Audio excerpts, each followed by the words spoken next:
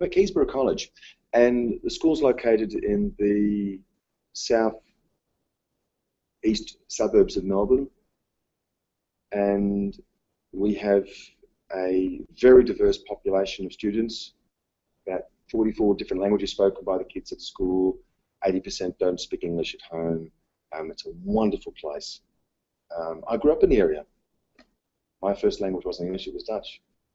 We've got a wonderful team of STEM, science educators and technology educators that I'm kind of working with.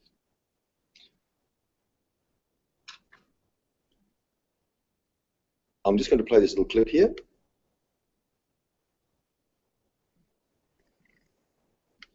Okay, I can't put my finger on it, but I saw something strange. Still, I can't think of a good reason not to put back in the one unit period with the period moving analysis. Yeah. This is a scene from 2001: A Space Odyssey, and it's when the computer HAL begins to subvert the lives of the crew and one by one pick them off.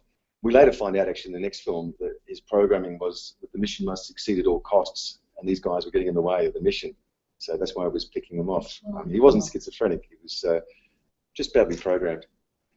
And we have that image of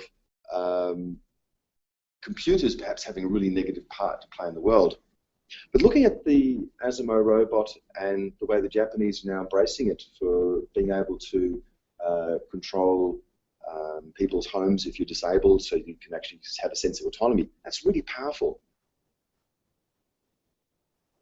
I like to think of Star Trek as a future where we advance to the point where the computer itself almost has a human empathic feeling. And it's not based perhaps on silicon chips, but on sort of neural gel packs, and works to help protect you, providing the life support so we can push the boundaries of where we can go.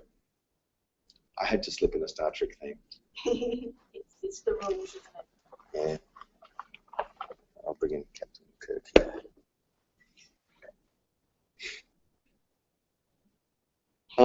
When we're looking back to the future, some of the things that we used to think were once kind of cool, being reinvented. The puffer jackets that Marty Fly kind of wore have made coming back here again. This was only a couple of weeks ago at Rivers. You too could look like Marty McFly from the 1980s, and I thought he looked so odd running around with that, and yet actually, if the film actually happened, it fit right in.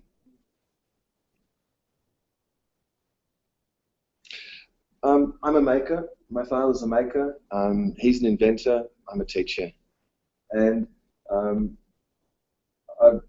sort of a failed PhD applicant.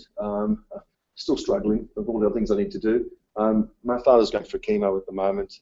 It's a bit of a roller coaster ride. He's doing okay. When we're taking stuff away from the home, he's the one, when we're struggling to move some of these heavy implements, was rebuilding the broken farming machinery that he'd deposited around on his property as art pieces, so we could actually drive them off again and wheel them off. This was cute. It's a stone grinder's mill, and he turned it into the actual wheel. He was able to, by turning it upside down and rolling it down the road. I've got to say, he was good. And it's the kind of environment we grew up in.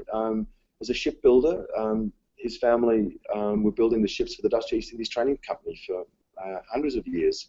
And it's just kind of how the Dutch had built the dike system to stop the lands from flooding, and building tools and implements and windmills. Yeah, we lived inside these windmills. Windmills are cool. Like bow tie. Yeah. I should have bought my fez today. I forgot about that. Yeah. So here I have there. That's all right. Now, I'm with the Scouts, and the Scouts are very much involved with making and construction and inventing. We may not do it necessarily with technology, but it's a really important part of the way that kids learn, by playing and doing and building. They invent the rules for games. That's a game my son had invented in the middle there. We've also got a chariot that we made, and we make also large constructions and bridges. My students are really creative, and I've got some pictures here of some students with some Minecraft swords that they've made, and also some costumes that they've actually made. So we can accept that the context of where we're coming from is really powerful. Kids are creative, our parents were very creative and inventive, and we learn by playing and making. These are some hex pieces. It's the same system that you saw the keynote Hamish putting up on the board where he did his curriculum mapping with. I came home with it, and the first thing that my kids did was trying to work a game out with it. And they've taken the pieces from, I think this was Martin Luther and his Reformation Jesuits, and are trying to work out from a game that I had, trying to salvage something. And it's just amazing to see my kids at work, the way they're reinventing a game using pieces from a curriculum planning tool that I had to make their own game. I'm going to revisit the making word. There is something that's called a nerdy derby, and I want to show this to you now, and you'll see me mentioning it again at the very end.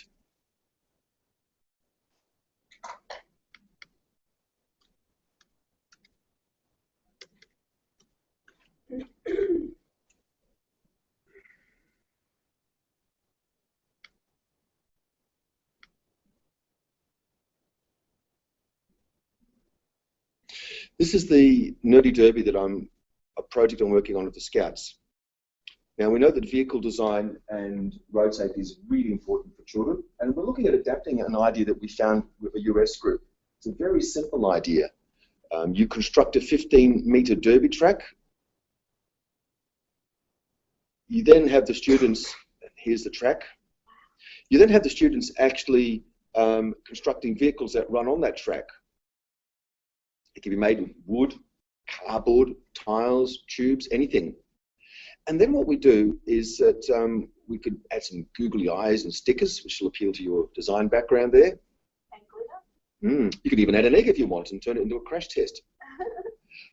If your car fails the derby run, it goes back into the pool. It's pulled apart and thrown back in the box. Disassembly is the only threat that you have to face. But if your car succeeds, then you can prove it. There are no rules for the nerdy derby. Within reason.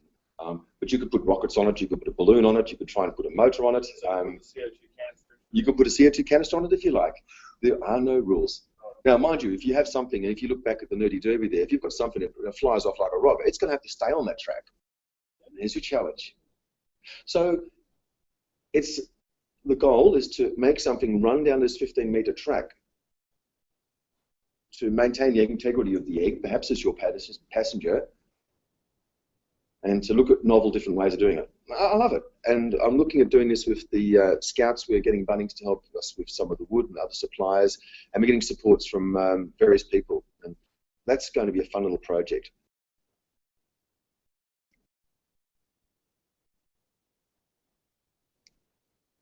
Look, as a kid, I made models. I had fun. I made movies with the models. We blew them up. There's a little place down in Melbourne. It's still there, and it has all of the plastic model kits that you can do. The only addition now is it has a lot of stuff to do with the drones. We can make your own drone kits, and you've got those solid fuel rockets where you can make. That's fun. If you remember the start of the talk, I had three things. It was I model, I move, I think. You see, the difference is now is we're just pushing it one step further. The drones that people are using aren't just for flying. I mean, that's a part of it. It's often that engagement with it where you're challenging the drone to do something, or recording a video with the drone, or giving some autonomy to the drone that makes it interesting. Some kids never grow up. That's me. And I had an art teacher remind me that in all this wonderful technology, as I'm engaging with it, there's a sense of design and aesthetics that's really important. People don't buy cars just on specs. Maybe some blokes do, but they need to consider the aesthetics of how they feel with it, how they work with it, and maybe how they can customize it. My son reminded me that that's probably so with some teenagers now. When you and I may have bought a car, it had to look nice and feel nice. Today's kids, it's more of the mobile phone, because that's what connects them with places and people. more than perhaps the car. So the hairy dice and the nodding dog that I had on my car, which were very important accessories, are perhaps less so. Anyway, it's my second Star Trek reference.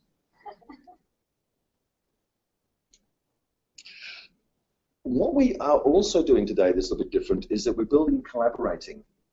And when we look at the some of the conference events, you can see here with the Fringe Festival, we're encouraging the participants to actually contribute. And as retweeters and as tweeters and as authors and curators, people are actually creating artifacts from the conference itself. This was a conference where they had this huge box of Lego, and they encouraged people to write their name on pieces of Lego and to make something. Now, I came in quite early, and we started off with this. And then later when it came, it turned into something like the Wall of China. People had reinvented it with all sorts of strange houses and things. And it was just a random collaborative building, collaborating exercise that had thrown down in front of teachers at a conference.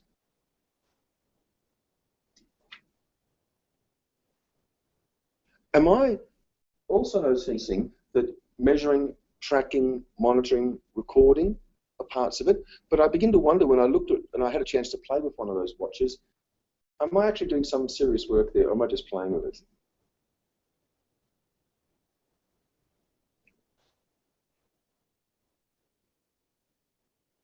I do know that we are extending our senses in the way that we work and think. The phone itself is actually record. If I had that Apple iWatch, it would tell if I'm standing up or if I'm sitting down. I've had a horrible head cold. I'm slowly losing weight. I can prove it to you with some of the graphs that my phone has generated. So in a sense, the boundary of what's me is also beginning to change. And I'm beginning to extend my senses. I take all of these ideas and add our imagination, and something interesting begins to happen. This is an idea that was by a wonderful girl called Sylvia. I'll just pass the book around here. She really is awesome, and you should have a look at her YouTube clips. She does tours. Yeah. I should show you one of the clips. I didn't actually put a link in here, but I will show you something that she has made. This is a robot, in a sense, that she has made that paints watercolor. So it will scan, in this case here, a picture of the Firefox logo and then paint it in watercolor. And I guess you could figure out the electronics for it here. You've got the stepper motors, perhaps, yep. You're looking at the design. She's actually done it with the circular interpretation there, and some software that does that on the laptop. And that's a father in the back who's showing you a hat that's got LED lights that actually respond as people are walking past. You have somebody here who has actually got some sensory input, extending the sense of what we can do. You have some imagination, a sense of playful fun. This is an 8-year-old girl who's making this stuff. You have also engagement with the environment in a way that's very different and changes the way we do. Who would normally interact with the hat? Well, what happens if my hat interacts with you when it's walking past?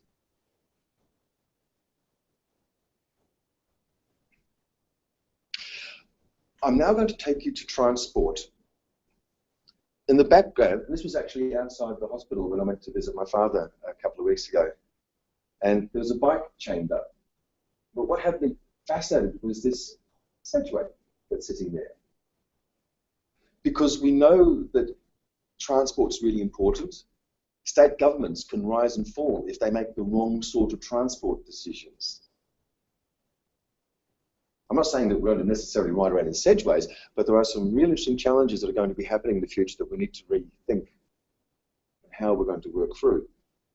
And I would like to include students in that discussion, and that's not to just reinforce the status quo, it's for them to think about what kind of world they would like to live in. And tap into that sense of play, imagination, and technology.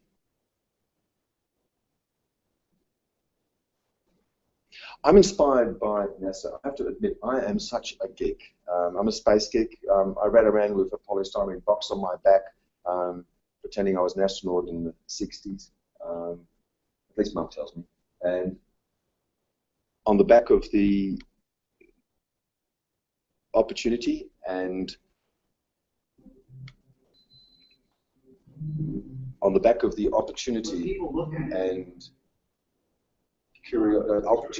and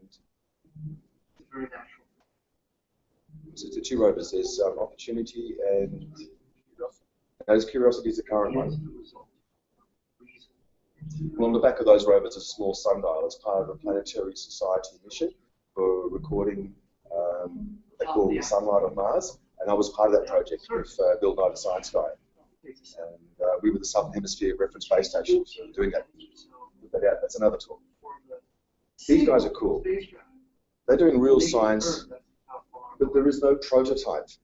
Their pilot vehicle's got to land and work. So when they do this stuff, they're not even entirely sure about how the physics is going to perform. First time they had a successful landing, they were using those giant balloons with those two rovers. Now they're going to use a vehicle transport system where it's going to use rockets to land this thing and then safely leave on the surface. Also known as the Virgin Terror. That's not slow enough to land. So you've got your rocket there landing, heading towards the surface. A location of which, by the way, was actually picked by a school, or was helped pick by a school in Melbourne. The John Monash Science Centre students there studying geology helped the engineers help pick this location here.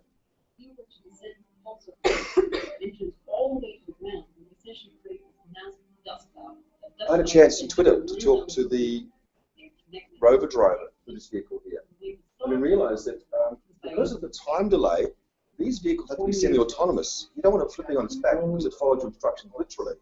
You need to have this thing think about what it is doing, so it avoids the collision, it meets the mission objectives, and does it in a way that's safe.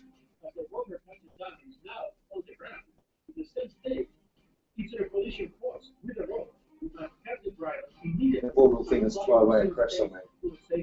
That's sad.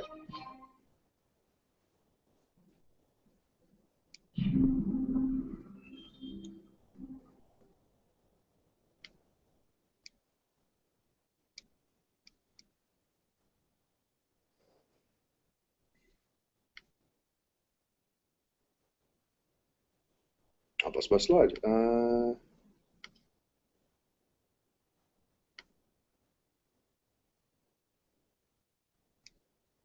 So here was my moonshot idea. And a moonshot idea is just a big, audacious idea. I've got no idea how to get there. I warned you this would be an audacious thing, and I throw you in. Wonderful guy called Russell Jenkins. I had an audacious idea to do a science drama competition, and he helped me pull it through with Dick Crows. It was fantastic. I'm not a drama teacher. I learned really fast and a lot of fun, and we won a place to the Science Drama Awards. This was different. The idea I put forward to Russell was that we actually build an autonomous vehicle with some students. I wanted to have a go at doing it, and I wanted to do it as a part of a challenge. Trust me, I can drive. I took this photograph when I was walking through Brisbane.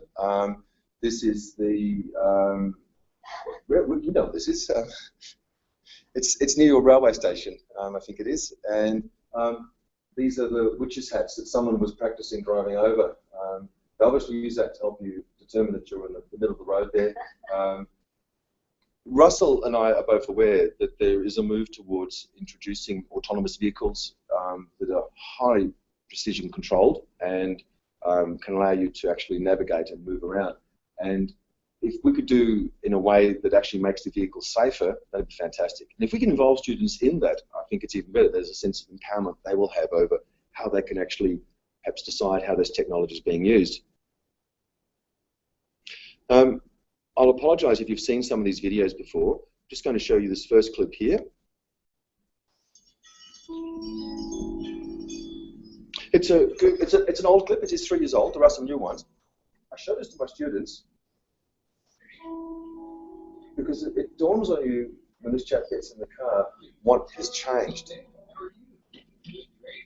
Okay, so he's going off for a drive. He's in a Google car, and you can see the spinning light at the top there. Let me jump a little ahead.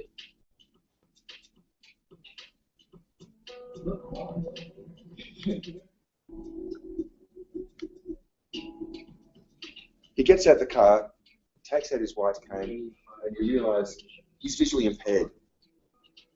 This technology has enabled him to live a normal life and to, not totally normal, but in a sense that he's able to do things that we couldn't do. Solving a problem, go to places he couldn't go.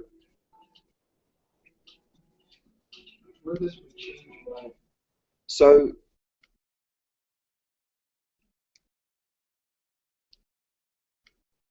how does a driverless car actually work? And this is where I need to get my head around some of the technology.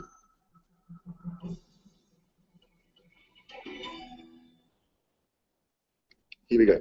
It can't take action because, again, if it presses the brakes unexpectedly, that's completely unacceptable. Whereas a self-driving system can look at that pedestrian and say, I don't know what they're about to do. Slow down, take a better look, and then react appropriately after that. Where it is in the world, by taking a map and a sensor data and aligning the two. And then we layer on top of that what it sees in the moment. And so here, all the purple boxes you can see are other vehicles on the road. And the red thing on the side of there is a cyclist. And up in the distance, if you look really closely, you can see some cones. Then we know where the cars were in the moment, but we have to be better than that. We have to predict what's going to happen. So here, the pickup truck in the top right is about to make a left lane change because the road in front of it is closed. And so it needs to be out of the way. Knowing that. So I wanted to try and do it too. And the first kit I started playing with was a kit that was called Little Bits. Little Bits are magnetic modules that can be clipped together. It looked really cool, and I actually used this to get my first pilot car. I'll show you a video I made from it. They used magnets to actually clip the bits together here. You can control motors and servos. I saw this and I thought, yeah, that's not too hard. I suppose I'm not going to make that with it. It appeals to my sci-fi nature, and I can make something cool. And it did look good to start with. Just conscious of the time. How am I doing in front of it? 10 minutes ago. Okay, cool. It didn't meet what I wanted to do. But the problem with Little Bits was it didn't have the thinking I needed. I need to be able to program our pilot. Our programming is hard. I need something that actually not just does the collision avoidance, but allows the cars to talk to each other.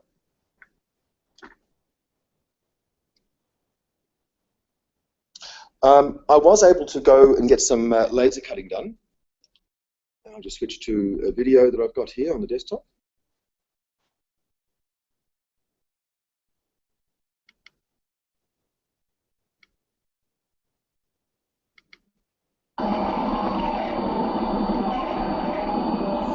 I did a design of a car in Illustrator. I took it to a place called the Space Tech Studio, and they cut it out for me.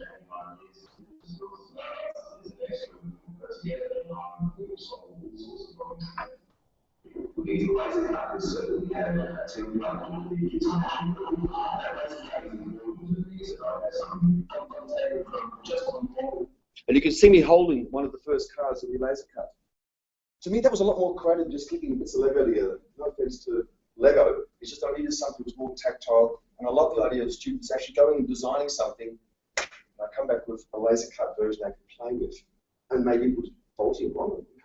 We can do this in about 5-10 minutes, so I can really quickly go through that cycle of designing something. 3D printing, maybe an hour or two overnight with a class. This I can do really quickly. And inside I would place the electronics. And that was my first pilot that we worked on.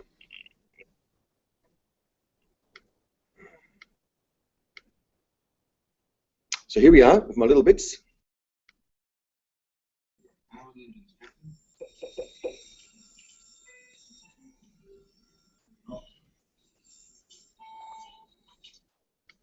And that was actually a lot, that makes it look a lot easier than it is. Because when we assembled the pilot, I had to rediscover things I didn't know before. I had to rediscover the differential. You're smiling. Why was that a problem? What? Why did I have to discover the differential? Yeah, because and then I had to do it for 2 wheels, and it's actually a lot harder than it looks.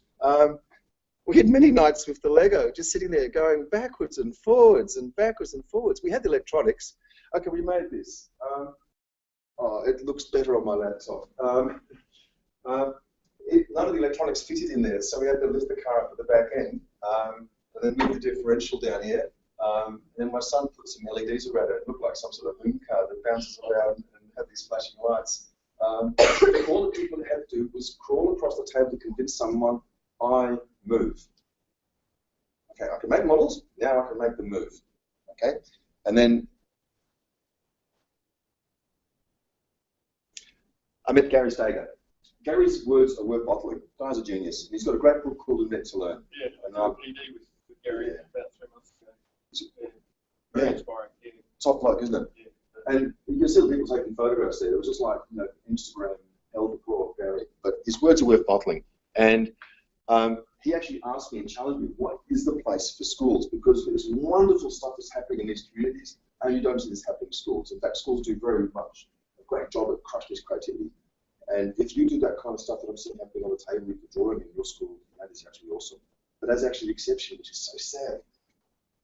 The maker community has actually had it with schools. And that makerspace community that drives this creative building thing, that drives an early derby, doesn't really want much to do with schools. And I'm trying to bring this into the school culture. I mean, music departments aren't racing out to buy bananas like you see happening here, so that we can actually engage kids with music. But I know that when I've played around with the make stuff, that all of a sudden does this great explosion of interest in playing. And but it is changing though. Oh yeah. Because Lauriston High School, we're setting up one at Camberwell High School, right? So there is thin edge of the wedge. It is starting. So the broader community is now starting. Yeah, but slowly. And often there's a tension within the school that we do levers at week 3. Where can you put levers into your makerspace at week 3? And have you got the pulley there at week 4? And what about inclined plane? And then you realise that you're mashing the makerspace back into a curriculum scope and sequence, which is designed to destroy the creativity. The littlest didn't cut it. They were good, but they were really good for just making simple things. And I had a dilemma with the Arduino programming device.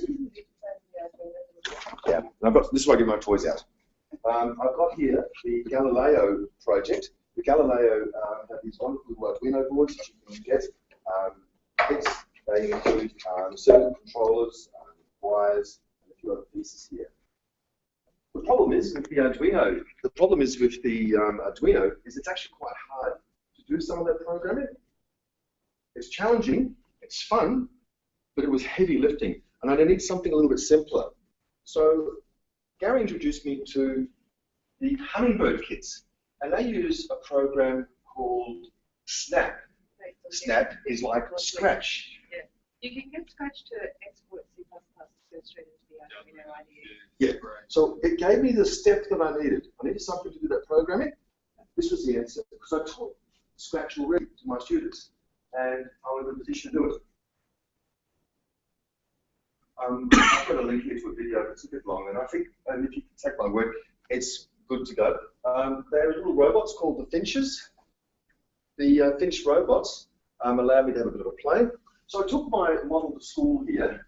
Kids had a play with it. They helped convince me that it just wasn't going to work with the little bit stuff, that we needed something that was going to be a bit more engaging to work with, and this would be the way to do it. Unfortunately, like a lot of schools, we got rid of the IT lab. The kids only had netbooks, they weren't going to cut it. So we managed to smuggle ourselves into the music room, and working underneath the benches there, we could make our own little makerspace and then hide it from the music start. Who collaborated with me in the conspiracy to do some wonderful STEM work. The lovely thing that's happening here is that these kids really got engaged with it. They loved the Hummingbird kit.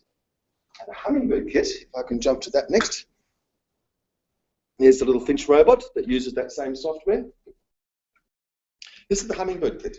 And I've got one of the kits over here. And the Hummingbird kit, okay, you recognize the Lego stuff. It's got your stepper motors, it's got your motor controllers, it's got sensors, it's got the motion sensors, distance sensors, it's got some LED lights.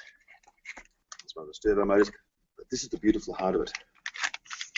it has here straightforward controller. You can see how that could fit into that template that I'd cut before. When you've connected up the sensors and the motors, you can control that with the software. Turn it over, reconnect the wires. I now have an Arduino programmable robot. So I can take it to that next step. That's powerful, okay? And in fact, one of the students was playing with it and said, oh, eventually I'll get bored of this and I want to do more stuff. And that's why I said, flip it over. And then bingo. Because he knew the Arduino and that's what he was looking for. But to take them straight to Arduino, I think would be a bit of a mistake. I need something that they feel like they can get a win with. And I don't think it was going to be the Lego robotics to do it. I think this was the way to go forward. So I'm excited about that. I have to be honest with you, one of the annoying things I've still got to work through is that if I use it on this side, I need to have a power supply and I need to have a laptop. And I don't know how I can do that. So I'll have a robot that's tethered to a computer with someone chasing behind it, which is going to be annoying. Yeah. But I said it's a challenge, and, and even the students acknowledge, let's get the thing moving, programming working, and we'll sort this out later. Okay. So where are we now? If it's a basic Arduino, why does it need to be tethered? Because Arduino can be battery. Yeah, Arduino can be programmed, that's right. I don't have to have the computer. It'll do the thinking. I can disconnect it. But all I need is a 12-volt power supply for the motor. Yeah. But you need the Hummingbird, you need the program to be on the computer, do you? Running from a computer, that's correct, yes. Right. So that's where the Scratch engine that produces the C++ for the Arduino might help. Correct, yeah, then we can do the linking, yeah. Exactly. Then you turn it into Arduino, you download it to the Arduino, and then you walk around. Exactly, yeah. And you know what? I've never done it before. But it's surprising to find out when I was doing it how many kids have actually done it. And I thought that. In their holidays. Well, yeah, they're dead. And even when I was talking about 3D printers, and there was the school has a 3D printer. Well, the school has a 3D printer, and I'm talking, what is it? And one girl says, oh, I got that software from my laptop. Oh, really? Is that from school? No, it's open source. Oh, why have you got it on your laptop? Oh, we've got a 3D printer at home. Dad and I play it in the garage. I said, really? Have you used a school one? Oh, gosh, no. She says, I get told off all the time. I can play around with it while I'm home and learn. I don't know anything here. And it just wasn't criticism, it's just that in the context of the way school works and the way we have to have certain things done in week 3 lectures. Yeah, it's a tough ask, heavy lift. So there are some strategies beyond 3D printing. The laser cutting is one I learnt. And also there's a thing called auto wire shaping. You can buy a machine that just passes a piece of wire through. You build yourself an Eiffel Tower. You don't have to laser print the Eiffel Tower. You just wire print it with this machine. You know, rip of an idea. Because the wire bender simply knows exactly where to place a piece of wire, which you then connect and solder together, and you've made yourself something different. See, there are tools that are used by industry beyond 3D printers for making large constructions and things. So, here's my timeline. We've got the moonshot idea. I did that in January. I built the prototype vehicle in April. I've now got the funding from Vic Roads to build 2 prototype vehicles, which I've got the kits here, and we're doing that this term. I also have significant funding to set up 12 schools around Australia, term 4, courtesy again of the Vic Roads crew and Russell, to actually start a national challenge.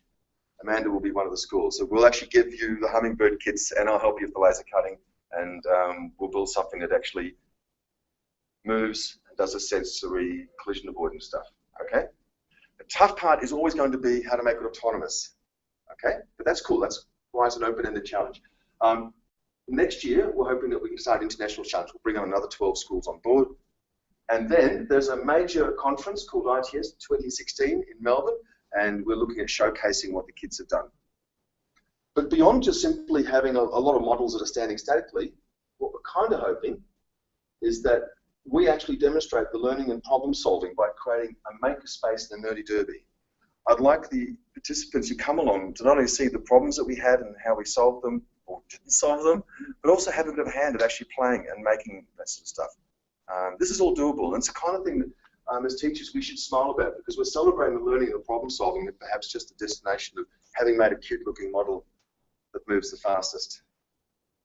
So imagine a figure 8 track, and your car has to be smart enough to know when it comes up to the intersection if it stops to allow the other cars to go past, check, and then go. That's doable, okay? And I'd like to think of that as being our first step for the challenge. So, just winding up here. I'm looking at a space. I'll admit I've just taken this. It's a picture of what I saw with Gary's Makerspace in edutech, where we have a number of different areas where people are playing and building and making, and that's what I would hope to celebrate at ITS 2016, October next year. A lot of good things happening in October next year. There's a conference in Brisbane that you should all go to, definitely. And I'm also hoping that I can showcase some of the work the students have done there. Maybe I can even build my nerdy derby at Brisbane. Yeah. I'm just going to finish off here. There is an opportunity for us to extend the challenge beyond 2016. I'd like to look at intelligent infrastructure, where the buildings themselves actually provide feedback for the vehicles as to what's actually happening. And I just want to leave you with this thought. Australia made more money selling cochlear ear implants last year than selling vehicles. I'm not saying that the manufacturing vehicles industry is going to be in continual decline. There's going to be scope for specialist areas, but I think now we have to realize that being able to provide intelligent machines requires imagination and creativity. And if we can empower that for our students with a maker culture that allows them to explore, learn, and play, then we're letting them think about how they can build the future that I want them to get back to. Very, very. We've built that standard culture. Yes. And we're a computer administrator. It really is. And you know what? You know, the biggest hurdle is not technical. It's not the students. It's just everything else. So, thank you very much. I'd like to open you to any questions you might have. I'm sorry, actually I don't have my original model. Someone's taken it and I don't have my original pilot anymore, just a little video of it crawling across the desk. I'm sorry. I've got videos of the kids playing. Any questions? Any feedback? At your school, you said you have a STEM centre. Yeah, we do have a STEM centre, yeah. So are you running that as like is it a subject the kids choose? Is it yes. in other sub-learning areas? Or yes, but this won't be done as part of it. I think that they've become very rigorous in what they're doing, and it's locked in. This fits in actually better for me in the junior science area, where we have science fair type activities and projects. We have a science club, and it's a bit fun. I need to scope where I can actually say to the kids, this is a tough one. Can you go home and work on this with me, and then come back with a box on Monday? I need to be a bit more fluid and flexible than working with an entire class. I do have an idea for a subject next year. This is separate to this, called Innovate. And with my Year 8 Innovate class, we're doing wearable technology. We're doing laser cutting design. We're doing programming with Scratch. And we're putting the three things together with these kids to make toys that move and think. Very cool. So that's my Year 8 Innovate. And that's project-based learning, and I'm allowing the kids to have the scope to make what they want to do. It's just been, practical sense for that under the digital design. Yeah. That's a very good question, actually, where it fits in terms of the curriculum. The reality, you've got to go back and sell it to the boss, right? Yes, it is. And in fact, I have actually, against the Ausbels, I've actually picked out the areas in science and technology and design that I can see this ticking off. So I'm happy about that. Yeah. I'm happy to share that with anyone that asks afterwards if you'd like to have a look at that Year 8 Innovate topic. Yeah, more than happy to. Drop me a line after the meeting and I'll send you the Google Doc I'm working on. Happy to hear your ideas and thoughts. And thank you very much for everyone listening online.